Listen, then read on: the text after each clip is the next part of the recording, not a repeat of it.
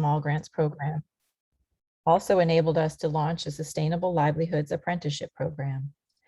This program was formed out of need after Hurricane Dorian because many high school graduates did not go off to college as planned and jobs were limited.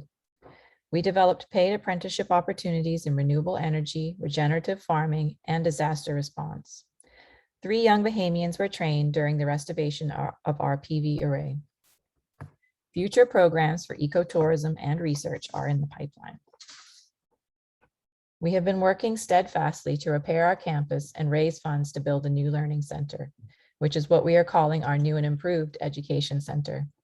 The new learning center holds a vital role to inspire and engage our wider community in learning about the importance of a healthy environment, and will build pride in a sustainable future for Abaco as we recover from Hurricane Dorian. The Learning Center will be a space that benefits all, students, their families, and visitors alike. We hope to break ground on the center this fall and are actively fundraising to fulfill our capital campaign. If you would like to be part of this project, please contact us. Through our work, Friends has endeavored to be a demonstration site for sustainability, promoting helpful appliances and procedures at the Kenyon Center and throughout our campus. The Kenyon Center is powered on solar, and we anticipate connecting the new building to our PV array as well, and continuing our best practices for energy and water conservation. We are doing our part to reduce carbon emissions and support renewable energy initiatives, and have introduced this webinar to help the community take part in those goals as well. We encourage you to take something you've learned today and share it with a friend or family member. Here's a short video that tells the story of Friends through the eyes and experiences of one of our students, Dashane Knowles.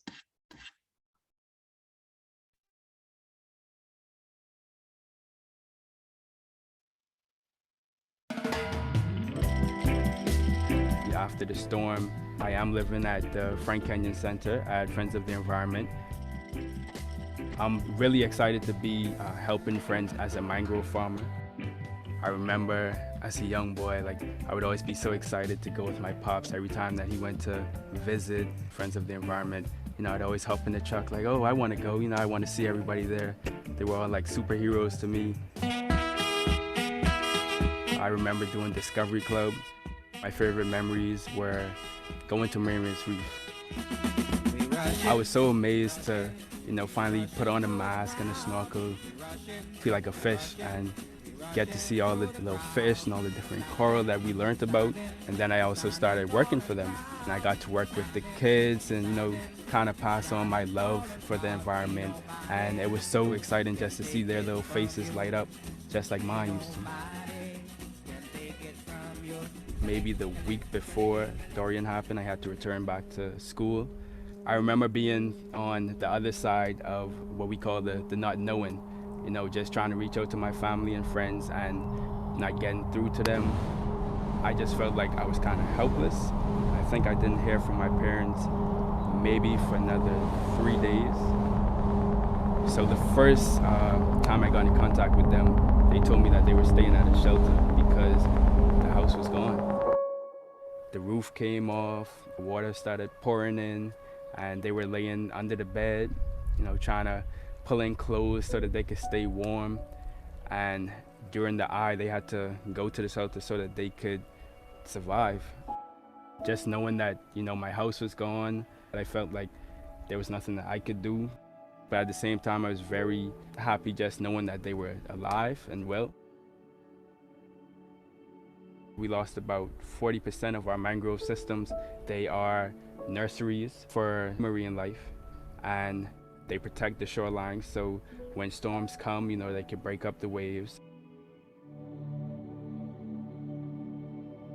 Right now, we're working alongside Bonefish Tarpon Trust, BNT, and Mang in order to do a mangrove restoration project. To go out and collect more propagules, and we can get an even bigger nursery farm going and have even more mangrove plants.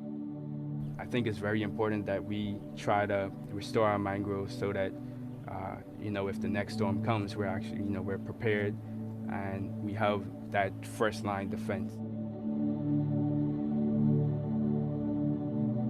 We went back to Mermaid's Reef. We found things from like big trees to air conditioners, windows and doors hanging around.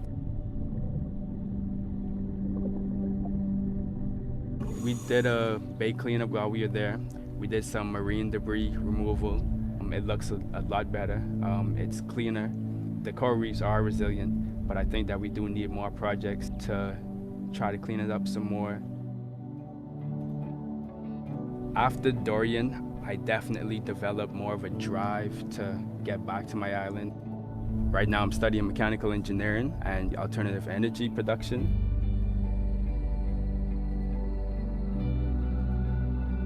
There were a lot of places that to this day still don't have power. I believe that if we have alternative energy, it would make our communities more resilient. Friends of the Environment lost our office building, which we definitely need rebuilt so that we can get programs back up and running. All of these puzzle pieces are what makes up Friends of the Environment. So we were doing a project on, different ecosystems. This is me at about the age of 10. We definitely do need the space so that we can have more kids come and more scientists, do more education programs so that we can get more projects going like coral restoration, mangrove restoration. We are one community. Friends is a big part of that.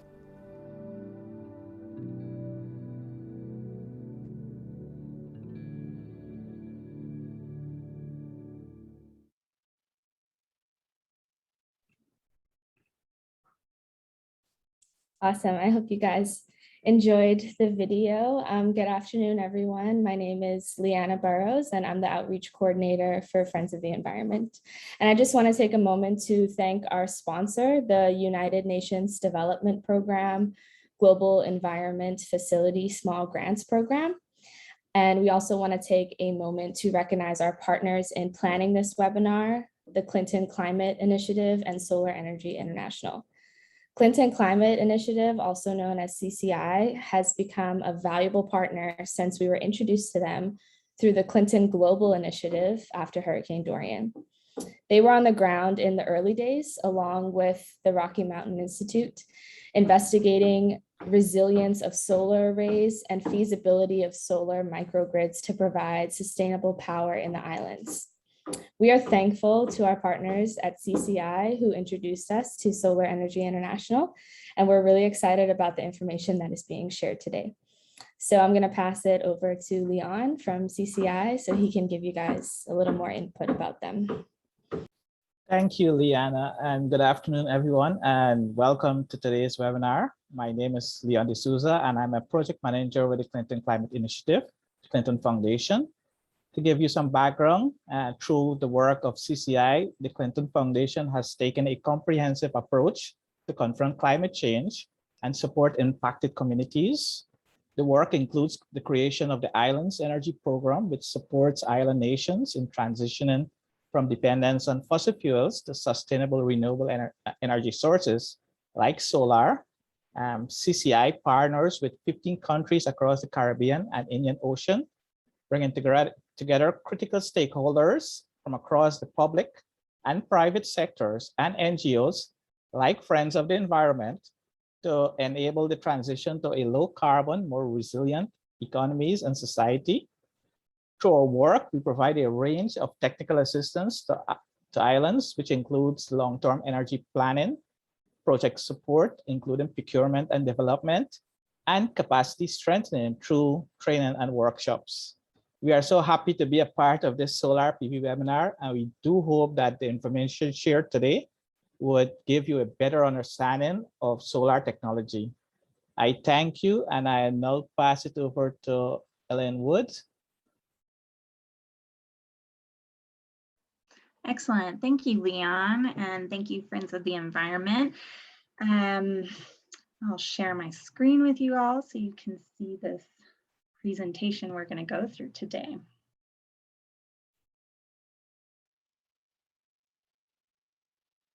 All right. So my name is Ellen Ross, and I work for Solar Energy International, who the Clinton Climate Initiative and Friends of the Environment reached out to present on Solar 101 and the basics of solar power for the Bahamas.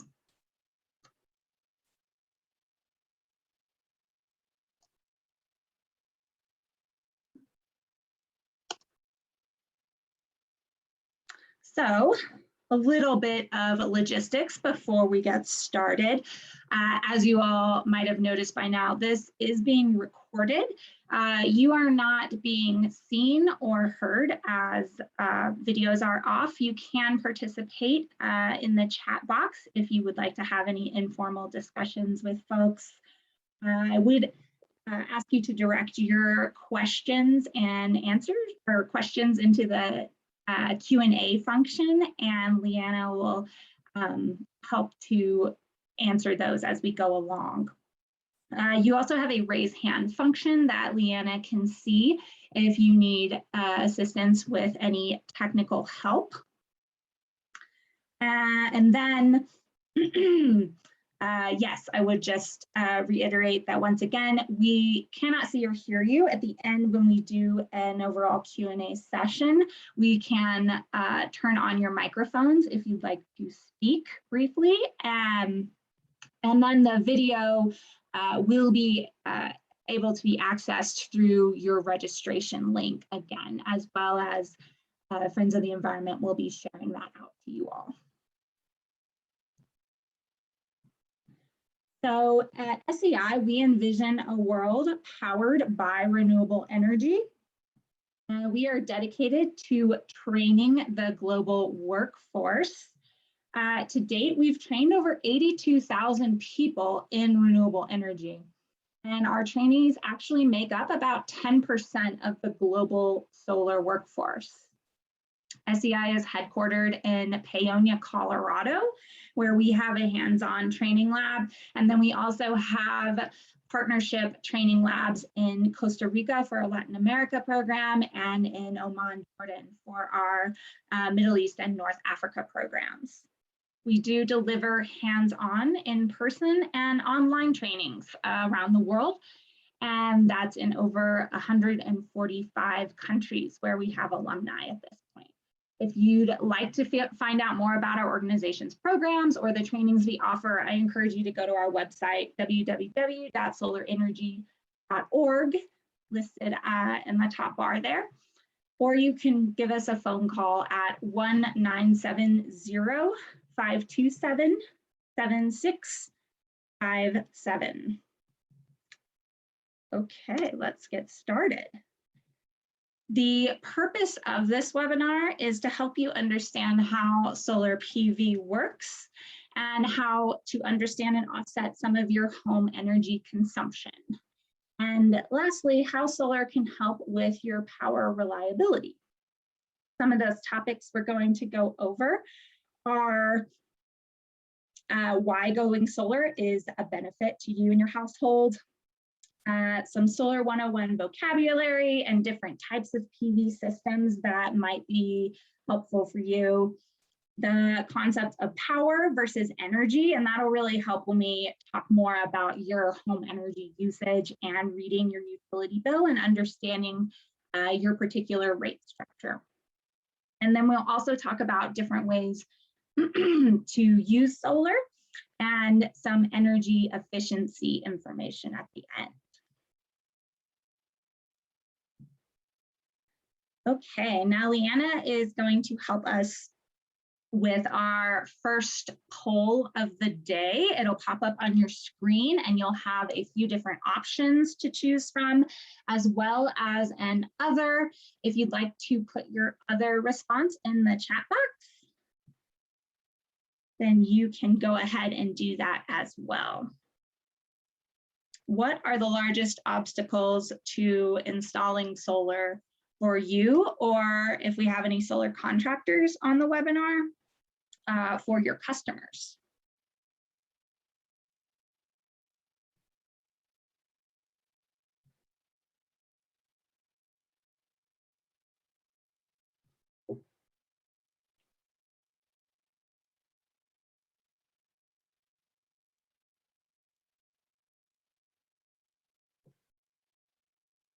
Okay. I'm seeing a lot of cost, certainly. We're about 73% have participated. We'll give it another minute to see if anybody else is available to respond.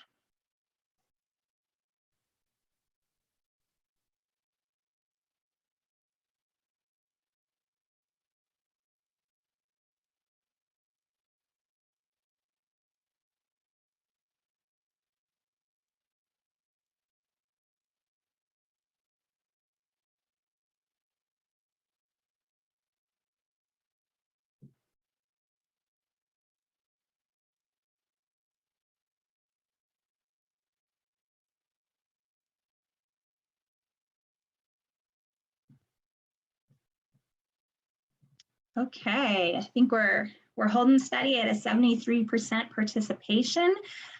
Finding an installer sounds like it's been difficult, as well as financing options. And then overall cost seems difficult. So thank you everyone for participating in that poll. It gives us a better idea of where everybody's coming from when they're approaching barriers to addressing solar.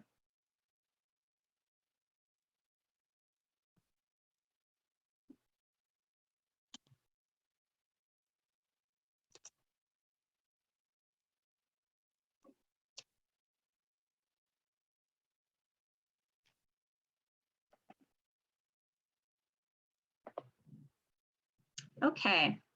Oh, sorry. Has a lag on response. So here are a few reasons why going solar is beneficial for you and the environment. The first thing is it's renewable, abundant energy source. Every hour, the sun radiates more energy onto the earth than the entire human population can use in a whole year. So let's take advantage of this infinite fuel source as opposed to some of our other finite fuel resources. Secondly, energy independence. Solar offers a great way for a locally based power option to decrease dependence on energy that is provided by companies far away and oftentimes shipped into communities. If you think about it, money you're not spending on fuel or money that's not being spent on importing fuel is money that you can keep in your local economy as well. It's a wise investment when you think about a 6 kilowatt system will save you $1,800 each year on your electric bill. And then it provides a typical payback period of 9 to 12 years. And this, honestly, it only becomes a better deal if you remember that electricity prices increase an average of 4% each year. And that's an average. It varies pretty widely depending on where you are. And of course, it helps prevent greenhouse gases. The average 5 kilowatt system is going to prevent about 6.2 metric tons of carbon dioxide equivalent. You could also think about that as driving 15,154 miles less each year. PV modules are very durable. Most PV modules require little maintenance and have a warranty of about 25 years. And even after those 25 years, your modules don't stop producing electricity. Their efficiency tends to decrease by less than 10%. So they're not as efficient, but they're still producing electricity. And then lastly, PV systems are modular. So you can increase the size of your system as your budget and energy needs grow. And you can have that discussion when you're sizing your system with your trusted solar installer.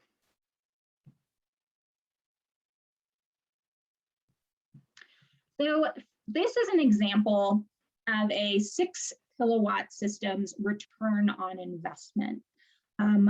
You have dollars along the y-axis, and then along our x-axis, we have 25 years that system would be warranted for. Without solar PV, that is the orange line going up through the graph, you may pay an average of $1,800 per year for energy over those 25 years. This doesn't even take into account the fact that electricity rates tend to increase over time. Say you pay $20,000 for your solar PV system that offsets 100% of your energy use. Now remember, this is 100% offset for through a 6 kilowatt system. You can always offset less than 100%. But if you're offsetting 100% in that first year, plus your $60 per year for energy, just for interconnection to the grid, you'd be saving $1,740 a year. In about 7 years, you would be saving money on your energy costs, and the system would then pay for itself in about 12 years, where that blue line with PV crosses the gray line. That is the break-even point, where at 12 years, your system then begins paying for itself. And as well, if you do not have access to capital or financing to offset 100%, I just want to reiterate that you can always install a system that offsets less than 100% of your household or business's energy needs.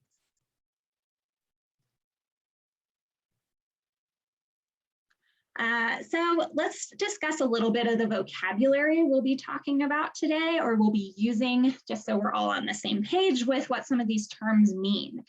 A solar electric system using photovoltaic panels, also called PV, generates electricity that can then be used throughout your home or business. The terms solar and PV are pretty interchangeable. The photovoltaic effect is the generation of electric current in a material exposed to sunlight. PV modules will only create electricity when they are exposed to sunlight because the sun energizes the materials in those solar panels and conducts electricity. For this presentation, I'll be talking about 4 primary types of PV systems. The first I'm going to talk about will be a grid direct solar system, and this uses your local electric utility grid for storing the power produced by your PV array.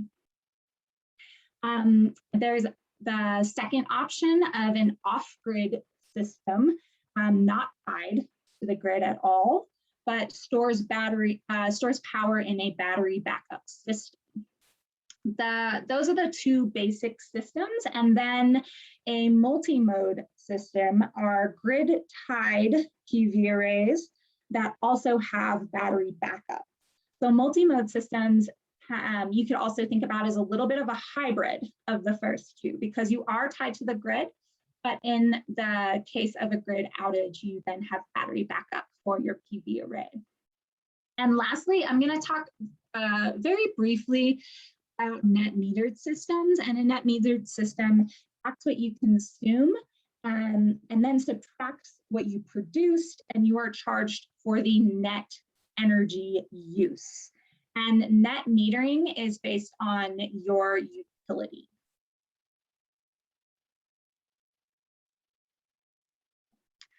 So in order to understand your own power generation, it helps if we zoom out and look at the grid as a whole.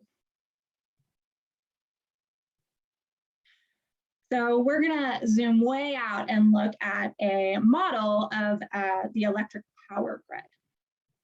So the electric power grid is an interconnected network for delivering electricity from producers to consumers. So those 2 terms are going to come up quite a bit: production, consumption, producers, and consumers.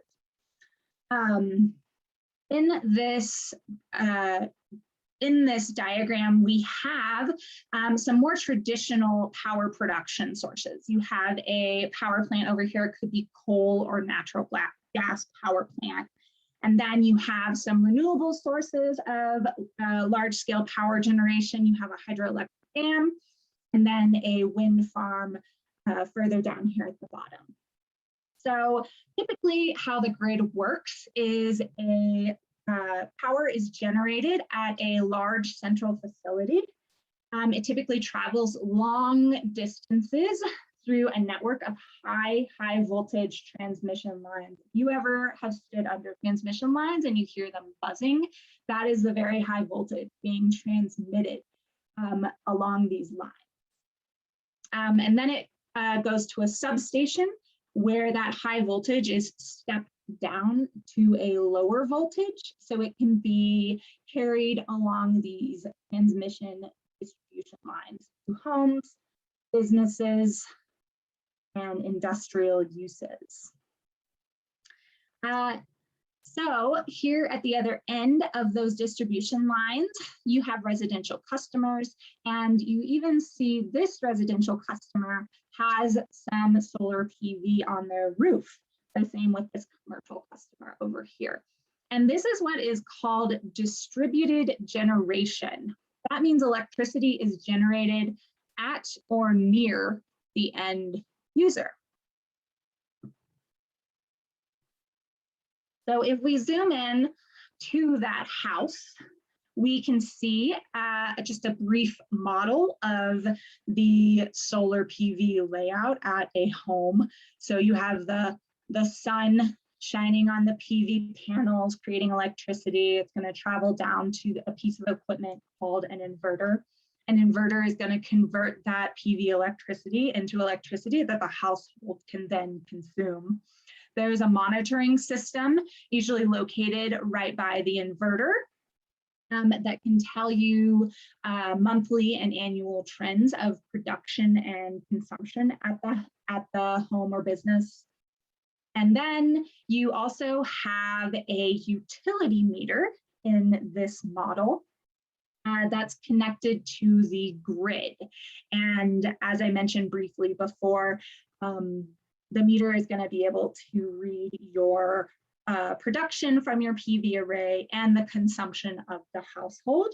And if you're a net metered system, tell you your net electricity usage from the grid.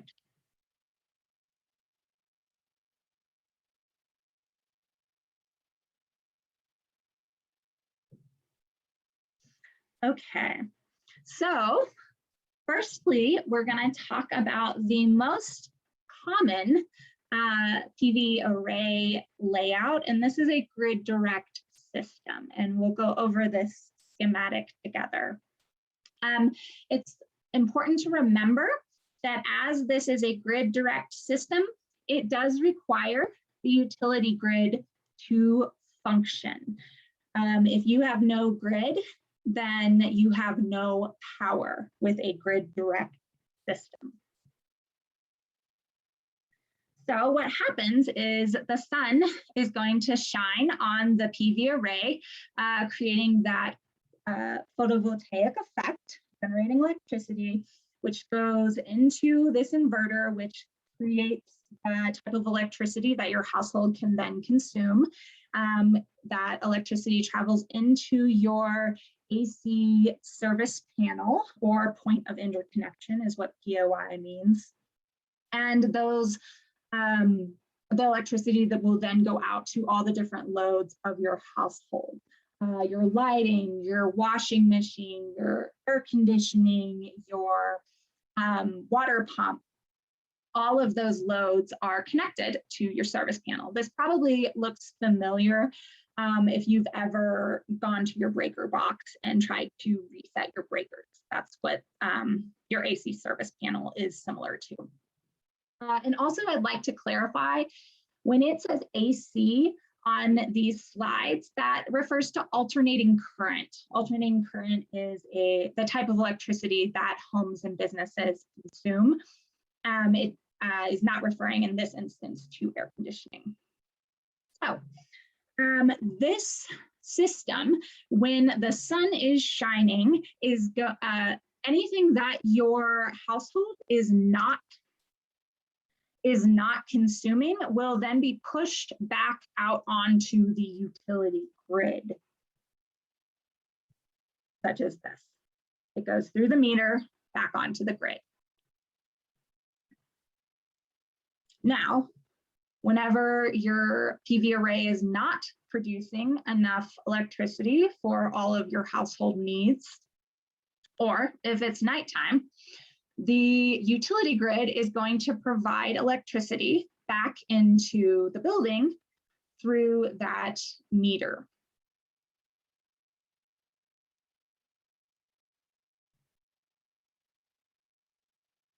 And once again, if there is no utility grid active, then there will be no power to a grid direct system. And that's because it's a safety measure.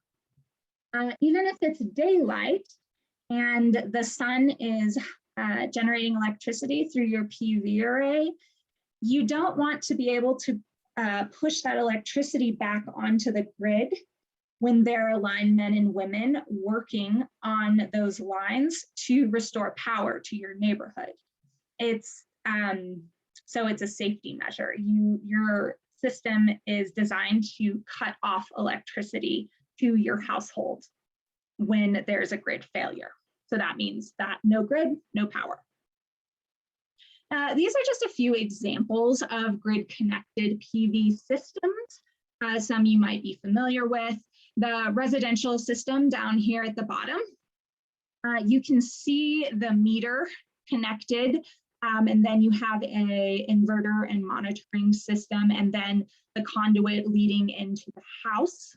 And I assume the conduit for this coming out of this meter box heads out from the household onto the larger grid nearby. And then you have commercial rooftop usage, utility scale, some large scale solar farms, which are typically located very near large transmission areas because they're grid connected and they're actively selling all of that electricity back onto the grid.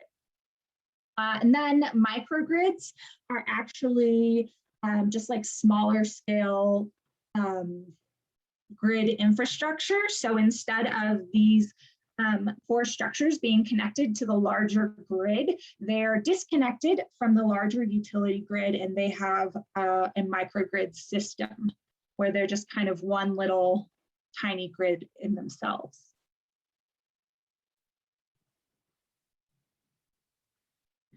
So our second type of system is going to be an off-grid battery system. These are also called standalone systems because they can stand alone without being connected to the grid infrastructure. So some of these components look familiar from our last schematic.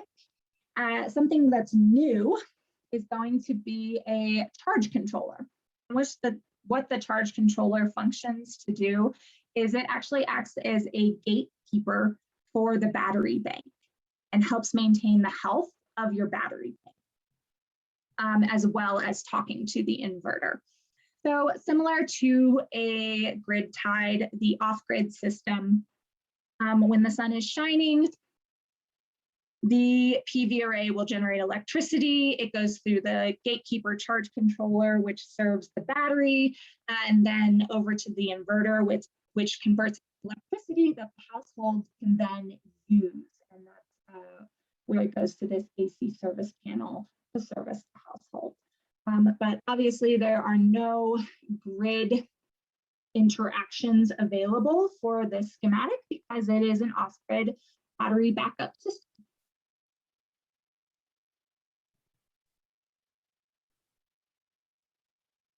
And here are a few examples of the use of standalone PV systems for irrigation, for an RV, potentially for remote locations that are just much too far from any grid infrastructure to be able to run lines to, or it'd be very expensive to run lines to them. So they have created their own electricity. Off-grid homes, This is technically a standalone system if it generates electricity and has a battery backup. This small solar panel here, and especially helpful for vaccine fridges that need to be refrigerated and kept at a certain temperature. And then here is a much larger microgrid system. This is the island of Alcatraz in the San Francisco Bay. And as you can imagine, it would be difficult to run utility lines to this island. So they have set up their own power generation and microgrid, a standalone system. So this brings me to our multi-mode system, which, as I mentioned briefly before, looks a little bit like a hybrid system of a grid tied with battery backup. You can see upon first looking at this schematic as well that this is a much more complex system. This is actually one of the most complex systems of solar arrays. And that's because you need a couple more components, a couple new components from the last two schematics we looked at in order to make this system function. So you have, we'll start with the grid tied portion of this array. When the sun is shining, goes through the PV, through a charge controller for the battery bank, and then to a unique kind of inverter called a multi-mode inverter. And it's called multi-mode because it's a multi-mode system and because that inverter can talk to more than one service panel and can also talk to the battery, can communicate with them. So a typical grid direct system, it's going to travel through that regular AC service panel, service your household or business needs, and then any excess will be pushed out onto the electricity grid through your meter. So the battery backup bank is not used on a typical grid tied day with a multi-mode system. Instead, it's going to function more to serve when the grid is down. So a typical day or even a typical evening when the sun is not out and the moon is out, the utility grid provides electricity to a multi-mode system. Now, when the grid goes down, if they're having scheduled brownouts or the grid becomes unreliable, the multi-mode inverter will then disconnect from your regular service panel, and it starts talking to your backed up AC loads panel down here at the bottom. And so what it's going to do is it's going to start pulling power from your battery bank and serving what are called critical loads through your backed up service panel. And by critical loads, that can be anything, really anything you work with your installer to get connected to that panel. That can be air conditioning, water pumps, ventilators might be a very important thing to have connected to a backup service panel. And there are also different ways to program and design a multi-mode system so that it regularly charges and discharges for the health of your battery bank and to maximize your self-consumption versus buying from the grid. There are even multi-mode systems that can be programmed to never allow any of your power to move back onto the grid if you have a large enough battery bank to support that. But once again, during a typical day, the PV array is going to talk to the grid and function just like a grid-tied system. But if the grid goes down, that multi-mode inverter will not allow electricity to be pushed back onto the grid for the safety of the linemen and women that are working to restore power to your neighbors. and then it pulls from your battery bank.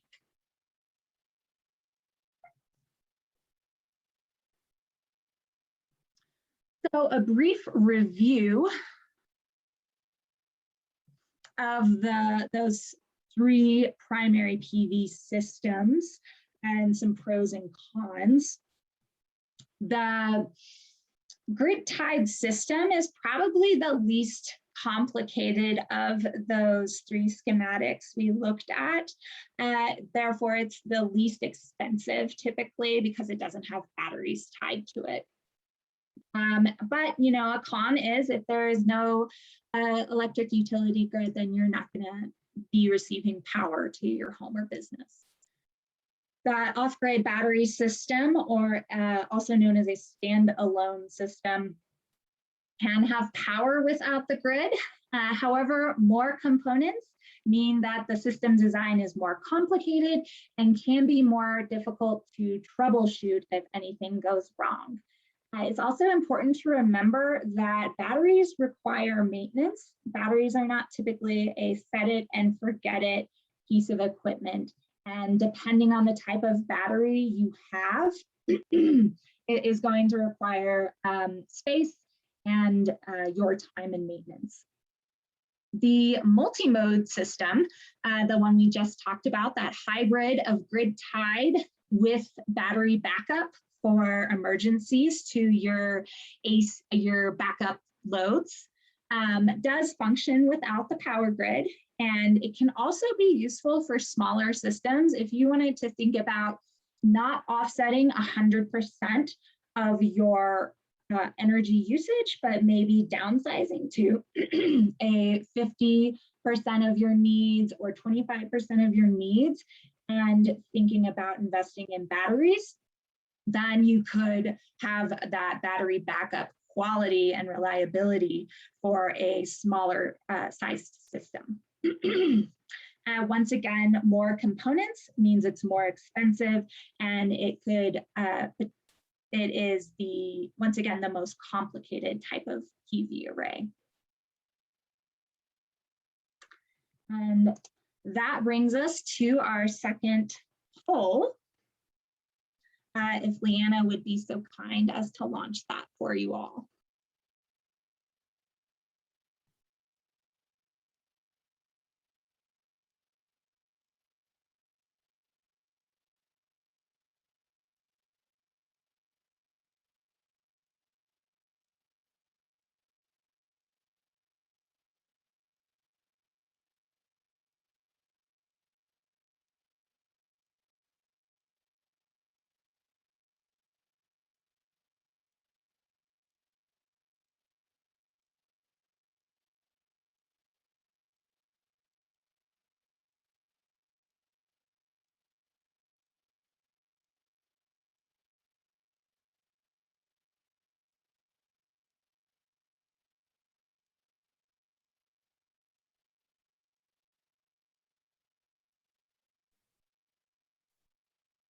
Okay, we're at 72% participation at this point for the poll, and we were at 73 last time.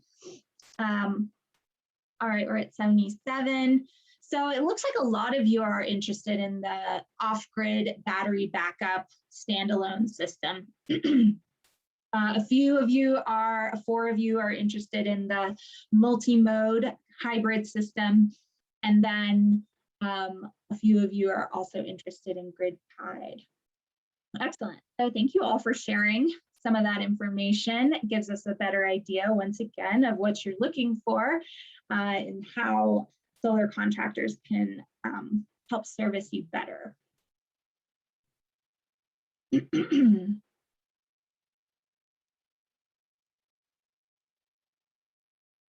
you, everyone, for participating.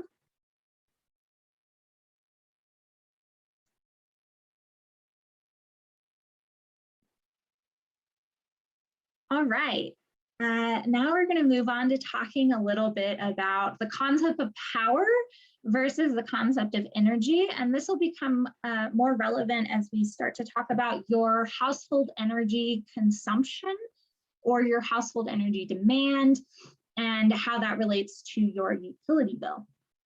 So power is the instantaneous rate of electrical consumption or generation measured in watts or a W. Energy is the power consumed or produced over a time period measured in watt hours or a WH. So power multiplied by time is going to give you energy. In this first example, we have a 75-watt light bulb that has been left on for 5 hours, probably in the evening. And if we multiply that power by time, we're going to get energy. And the energy in this instance is 375 watt hours consumed in this household. For another example, a PV module also has a power rating. The power rating for this PV module is 250 watts. If it is able to be in the 6 peak sun hours, then we will have 1,500 watt hours of energy generated. So once again, power multiplied by time is going to give you energy, typically shown in watt hours or kilowatt hours for a building.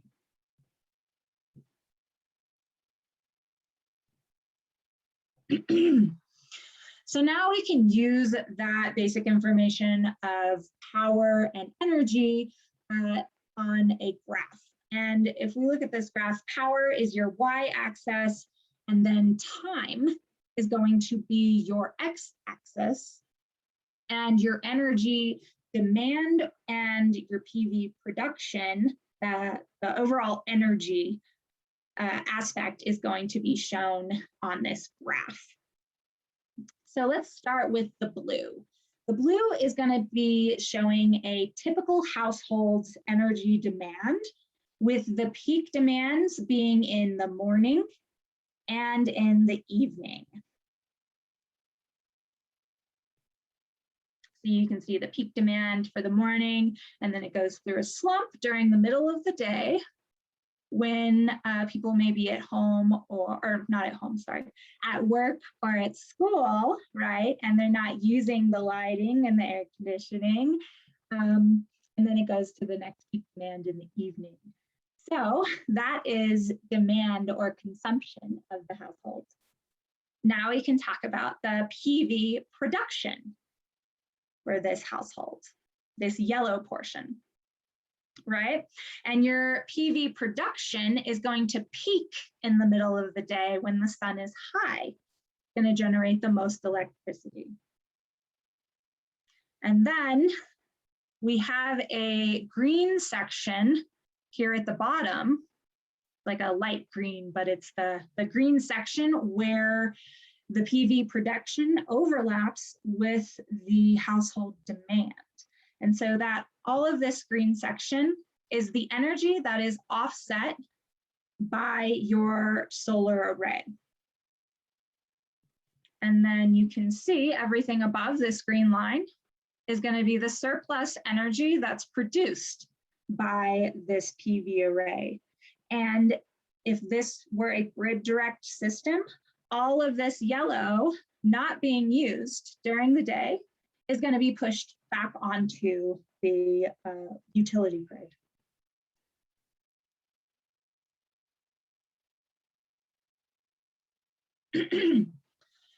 So before we get too far into utility bills, let's just look at some of the variable charges and fixed charges that you're going to see with any utility bill. So your variable charges are the cost of energy per kilowatt hour, right? The cost per unit of energy being consumed in the household or business.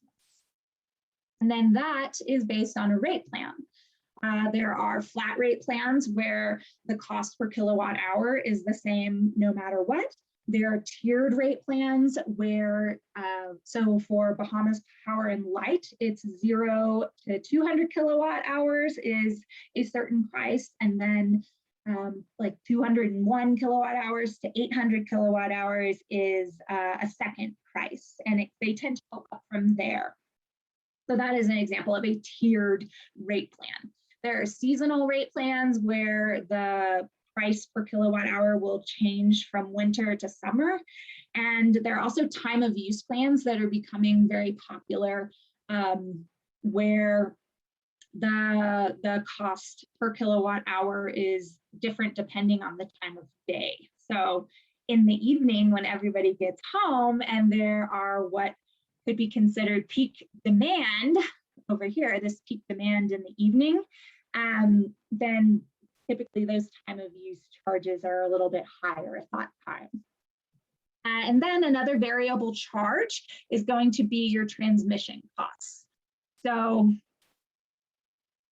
transmission costs are what it costs the utility to generate and transmit energy to your household, or transmit power to your household, actually, as well as fuel charges. So you all have fuel charges associated with your kilowatt hour usage. And then the fixed charges are what's typically called interconnection fees. And these are going to be monthly minimum charges just to be interconnected to the grid. I believe yours, based on what I know, are around $5 a month, something akin to this. And those are not going to be offset by PV. Those are just like, if you have a grid connected system, that is basically what it costs to be grid interconnected. And the shape at the bottom, if you will recall, is very similar to the previous slide that showed PV production and household consumption. So this is a household energy demand with the peak in the morning and the peak in the evening, and then filled in with different types of money if you because you can correlate that household energy demand with the price per kilowatt hour.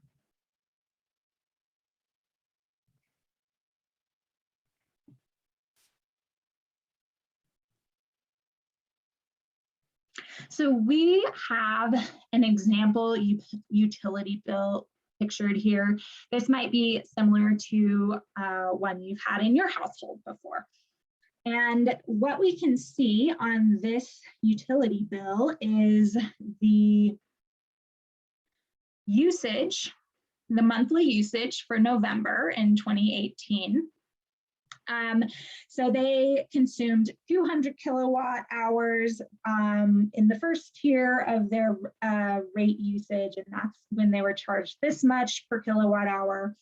And then it went up from there, and where they began to be charged 0.1195 cents per kilowatt hour of usage.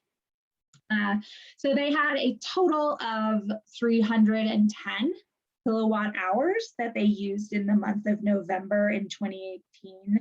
And then they're charged a variable rate of 0.191548 for fuel for those 310 kilowatt hours. So that is kind of just a very basic breakdown of what's being looked at on your utility bill. And the reason this is important is because when you think about the size of the PV system that you might be looking to install, what you're going to be looking at is your monthly or annual energy usage of the household. So you can see that graphed out over here for the customer. And then if we add up all of those months in 2018, and then there's one from 2017 down here too, you get 3,524 kilowatt hours. That's the total annual energy consumption for this household. And then this next slide, we'll use that information a little bit further. If you recall, I mentioned that we were going to talk about 4 different types of PV systems, and the 4th was a net metered system. And I believe you do have net metering where you live. And so I want to go over just a little bit about how net metering works and how that affects your net demand charges. So the definition of net metering is that it tracks what you consumed minus what you produced, and then you are charged for the net energy usage. So you can think of it as the difference between your PV production and your household consumption. So on this first graph to the left, we have a monthly net demand as well as a 2 kilowatt PV system and the household consumption for that example utility bill we saw on the last slide. PV production is in blue, and then consumption is in this orange color.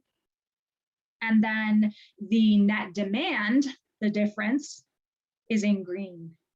And you can kind of look at how the household consumption or demand is going to change based on the month, right?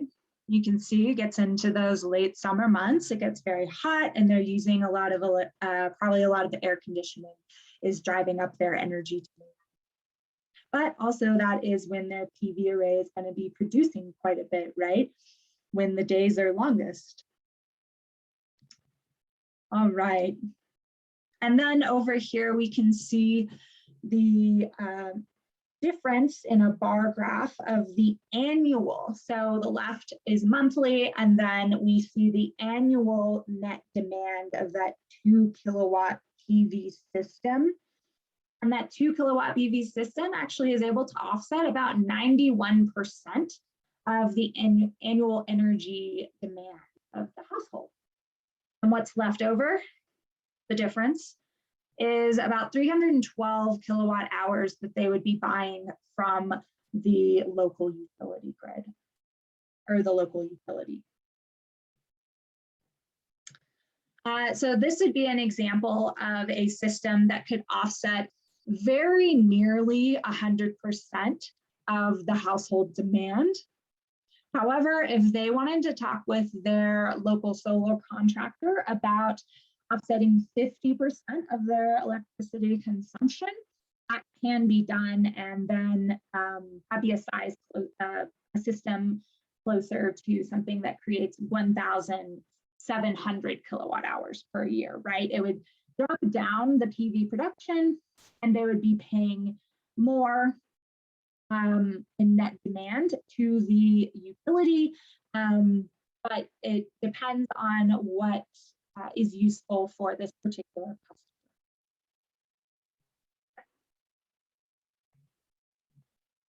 And with that in mind, so we've talked about household consumption, also called demand, as well as PV production and how that production can serve a household or a business. And now I want to talk about some other factors that might limit system size for a customer. First of all, let's say that there's a customer that wants a 5 kilowatt PV system to offset 100% of their annual electricity consumption. However, this person lives in a house with a pretty small roof, so they can't really put all of the 5 kilowatts up there. There's just not enough space, right? They can install a 2 kilowatt system for PV production. So they could have a system that generates about 40% of their annual consumption. And in that case, the available space would be a limiting factor. We could also say that that same household wants a 5 kilowatt system, and that 5 kilowatt system fits on their roof just fine, but it's too expensive for the homeowner to afford. So they might need to choose a system that's a little smaller that fits in their budget. So budget is another key limiting factor, and something to be discussed with your solar contractor.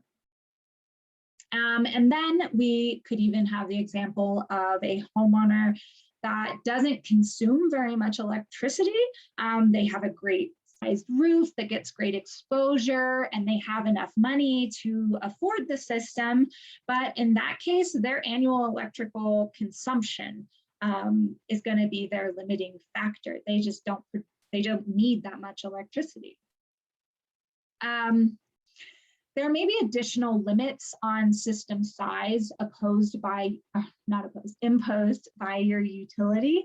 And Bahamas Power and Light does have limits on system sizing based on your previous 12 months of consumption.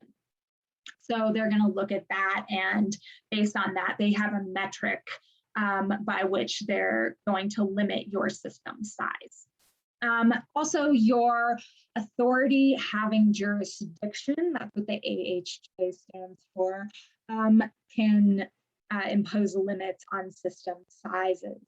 Your AHJ, another word for that is your code enforcement office, your local code enforcement office. Where I live, if it's a historical district, there are certain codes for that area and the placement. So that's a limiting factor in historical districts. And then lastly on here, electrical service constraints.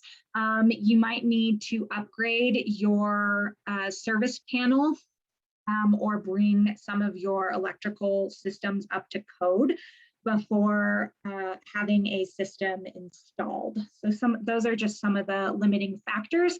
And all this is to say, when you're thinking about what size would be best for your home or business, it's valuable to consider there are more variables involved, but your knowledgeable solar contractor can really help you work through a lot of these details. And lastly, I wanted to talk a little bit about efficiency and some efficiency measures that can really help bring down the of your PV array. So we call this reduce then produce. It is much more cost effective to reduce the amount of energy a building uses as opposed to generating it with a PV system. As well, reducing electricity use is even more important for an off-grid battery-based system where energy generation is that much more expensive and conservation can be that much more cost-effective. So an energy audit can show how electricity is being used and propose some more efficient solutions based on that data. This can really help reduce electricity demand in the household. And then here are some of the most common and cost-effective efficiency measures. Switching out your incandescent light bulbs over to compact fluorescents or LED bulbs. Replacing old appliances like refrigerators or pool pumps with Energy Star models when available. If you are in a position to be building a new home or business, you can always talk with your building contractor and your electrician about what the most efficient appliances may be for that construction, especially your air conditioning units, what's going to work best for that system. And then you should seal cracks and holes in the walls and building frames, including replacing old weather stripping and door gaskets. If you think about your building envelope, the windows and doors essentially are holes in the building envelope. And so you could save a lot of energy just by sealing up under those door cracks so that air isn't escaping that way. And then putting electronic devices on a power strip can help combat what's called phantom loads. And this is the concept where small electric devices draw power even when they're powered off. Some examples of this would be your TVs, computers, microwaves, chargers, or entertainment systems. Really, it's like anything with a digital clock on it you should imagine is drawing electricity, even though your microwave isn't running constantly. Phantom loads may seem negligible, but each one is actually a small amount of power that's running 24 hours a day. So yeah, putting those on a power strip is a good idea. It can be powered off, or some of them have timers to be powered off at certain times. And then creating heating and cooling systems, if you have centralized systems, to newer, more efficient models, and using programmable thermostats to manage that energy usage so that it can be that energy consumption can be turned down during the day when nobody's home. And then you should also think about routine maintenance for HVAC systems for your business. If it's cost prohibitive to invest in new equipment, you can always ask yourself, when was the last time you had your HVAC system serviced? And that might be a great way to improve its efficiency.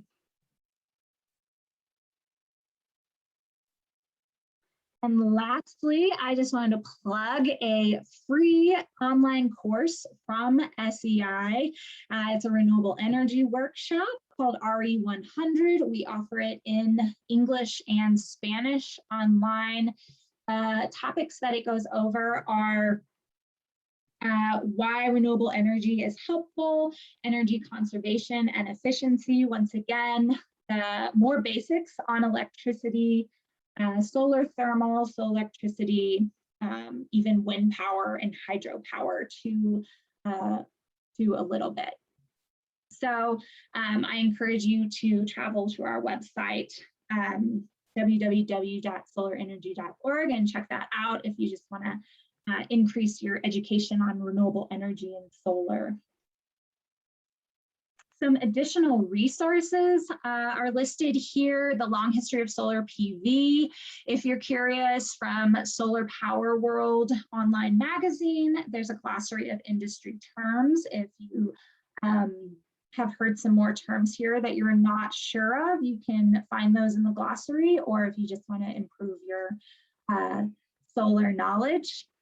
And when you receive access to this video after the webinar, you can also copy and paste those links if that's a little easier. Thank you all so much for your time and watching this presentation. I hope it's been very helpful in helping you understand some more PV basics and what system might be good for you, as well as understanding your utility bill and your household energy demand.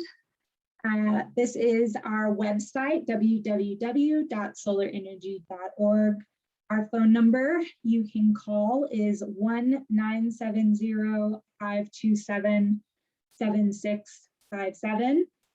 And you can also reach us at sei@solarenergy.org if you want to shoot us an email with any of your questions.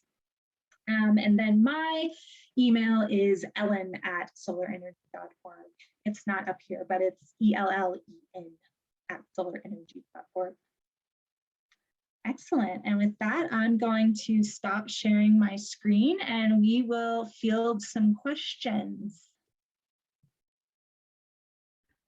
Hi, Ellen. Leanna had to step out, but I right. see that Donald has a question. Okay, let me unmute you right quick, Donald.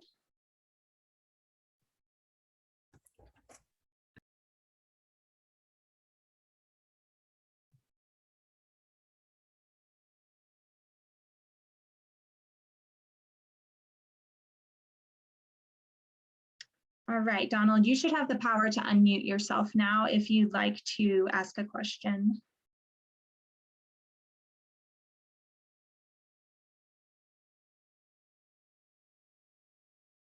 Or I can look for it in the chat as well.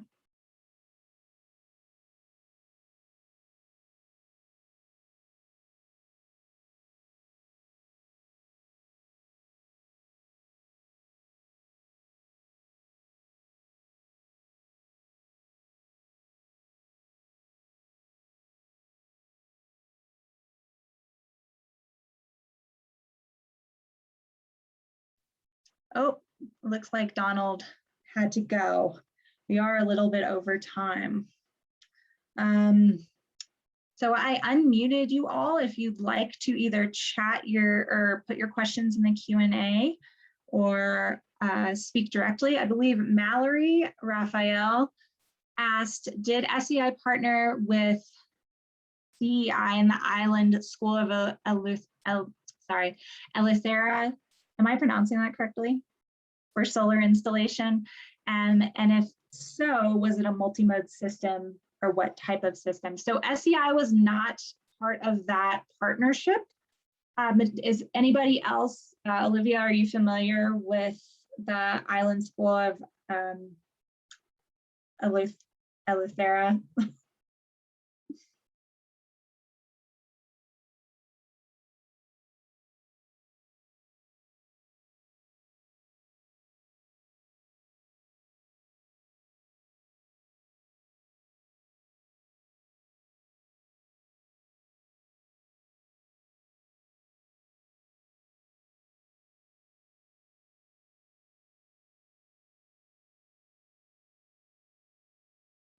Olivia, can you hear me?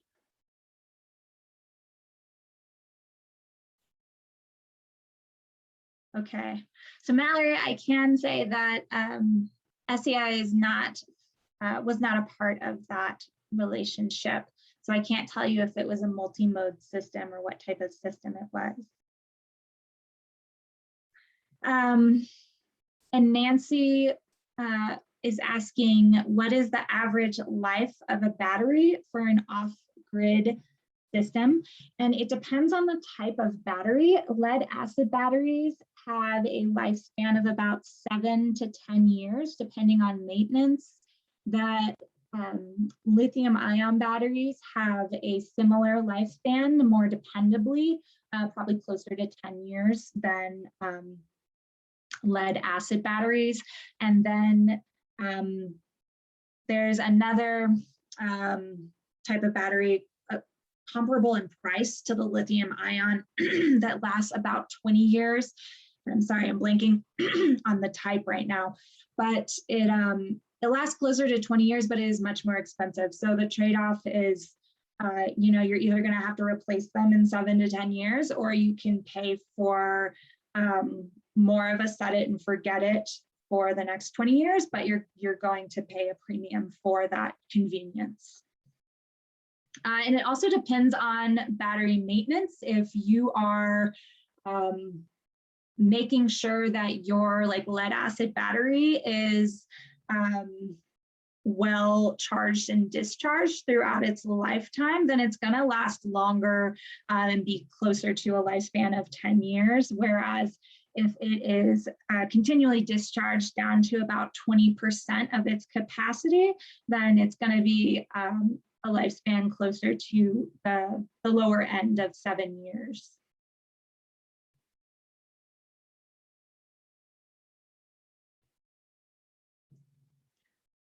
All right.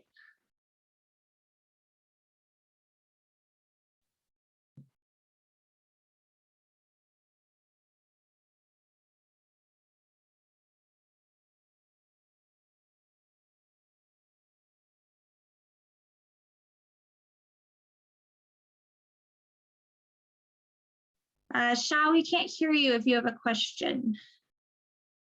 Oh, is it not working? Oh, have I muted you somehow? Let me double check.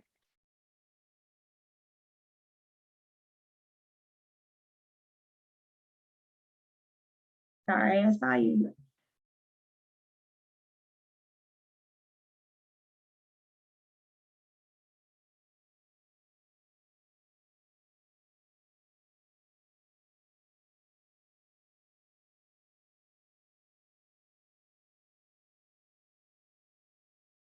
Okay, you should be able to unmute yourselves. I don't know. I'm sorry, I don't know how that happened. It's working now. That worked. There we Sorry. go. I tried to answer your question. Shaw, do you know if Island School has batteries? Island School does not have batteries. They're a full, well, they didn't the last time I was there. They were a full grid tie system. But they also had two sources of power, right? The wind generator and We had the the wind generator, panels. and they were also hooked onto the grid. Yeah. It may have changed. It's been a while since I've been there, and I'm sure they've upgraded. Yeah.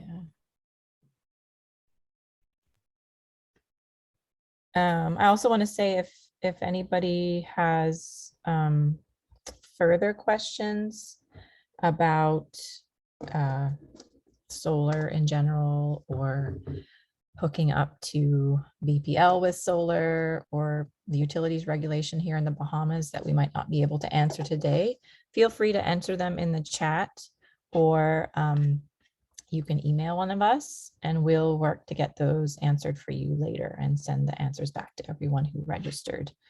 Realize there's a lot of information out there and it's not always easy to obtain. So we'll do our best to help decode that and get it back to you.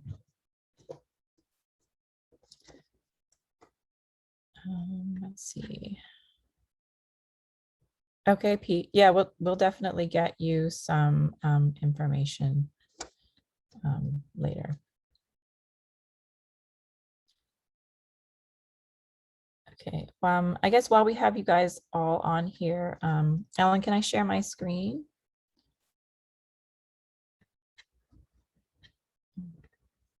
Let's see.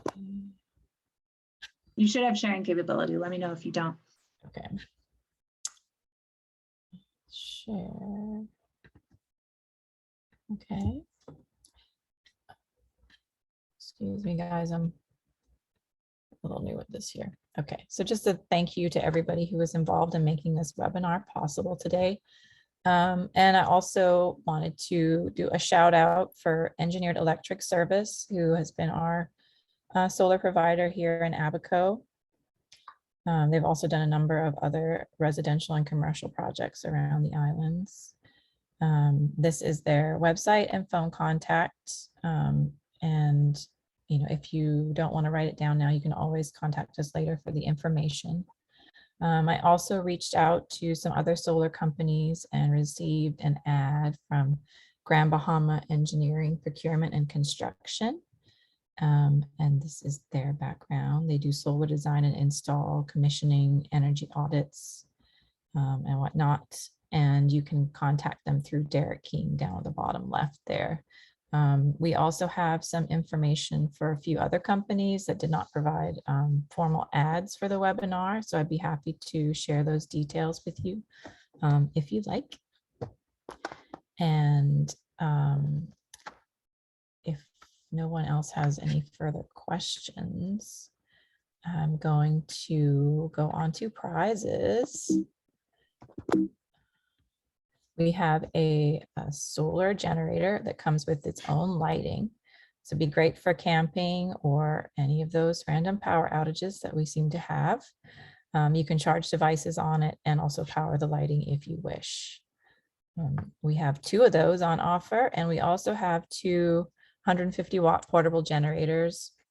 It folds up and is kind of about the size of a laptop, a little bit larger, but also something you can, that's durable, take around with you, charge your devices, anything that is necessary during an emergency or when you're out in isolated locations. And let's see now, here we've got everybody on our special little wheel. And let's see who wins the first solar generator with lights.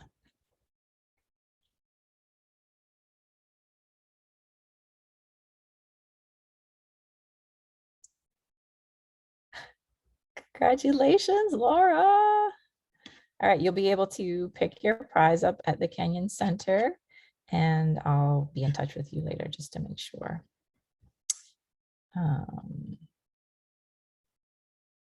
Okay. And just gonna make a note of this.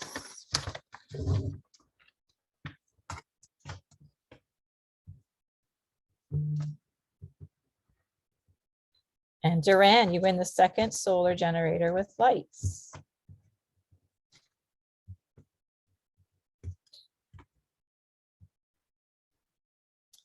Okay, moving on to solar kit.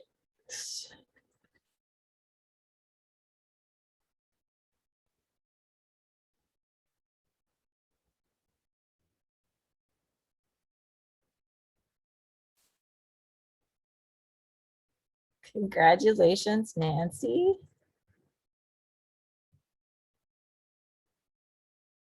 All right, one more prize. Let's see what we've got.